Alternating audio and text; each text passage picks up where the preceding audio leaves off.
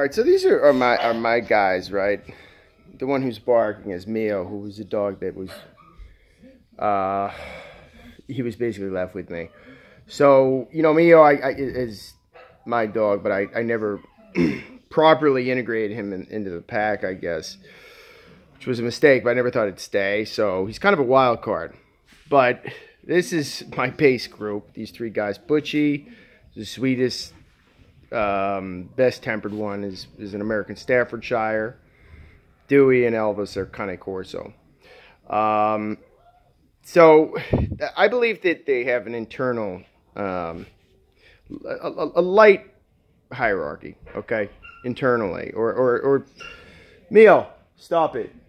Something that broadly resembles one, and for the most part, it's largely suppressed because of me, but they do, Dewey relates differently to Butchie than he does to Elvis. It's just, you know what I mean? Like they don't look at each other the same way across the board. Now, I'll give you an example. He'll play with Elvis, roll over on his belly.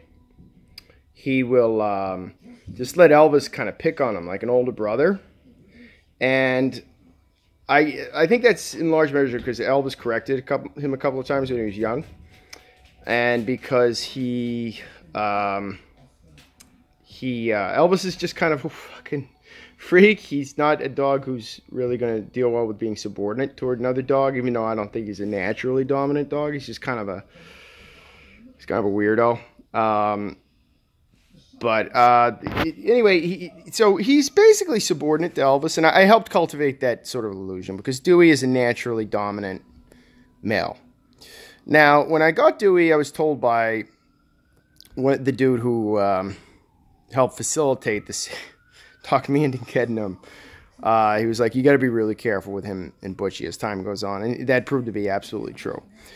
I've heard other trainers in the past say that they don't, the dogs don't really have an internal hierarchy, and I don't think I agree with that. This could be a semantic kind of deal, but these guys do and they don't. It's visible if I'm not doing my job. All right, if I'm not fulfilling their needs, and it all pivots off of Dewey. But if they're not getting what they need, and particularly Dewey, and they're not getting outlets, and they get neurotic at all, things become destabilized. And when that happens, basically, you start to see competition, I think. And when there's competition, Dewey is not going to compete with Elvis over anything. He's going to fuck with Butchie. And why is this relevant? Well, the reason is because that's how social hierarchies function, right? They're not... When a dog becomes emboldened or neurotic or something's off and he starts to become socially ascendant or just competitively aggressive for whatever reason, often that's due to scarcity. So any type of unstable living situation can create a sense of uncertainty and almost like a feeling of scarcity. In any event, it can cause problems and competition internally. And the reason why it's relevant to pet owners, because most people don't own 3 or 4 dogs, is that's what's going to happen. The Butchie is basically perfectly analogous to a child. Okay? It's always the kid who's going to get challenged first, usually. And, okay. He just puked like a baby. Oh, Dewey, no, leave it, buddy. Hey. Oh, my God. This dog is something else, man. Dewey, come here, big guy. Come here. Okay, thanks for cleaning up. Holy mother of Christ. So that's kind of how this stuff works, is that they start to pick at the low-hanging fruit. And they do that when there isn't clear leadership. But I think when there is clear leadership, certain personality types anyway, you will see them relating to each other differently. And they'll understand, one of the dogs to basically be subordinate to them. And you have to understand what each one's natural position would be if you weren't around. Here, big guy.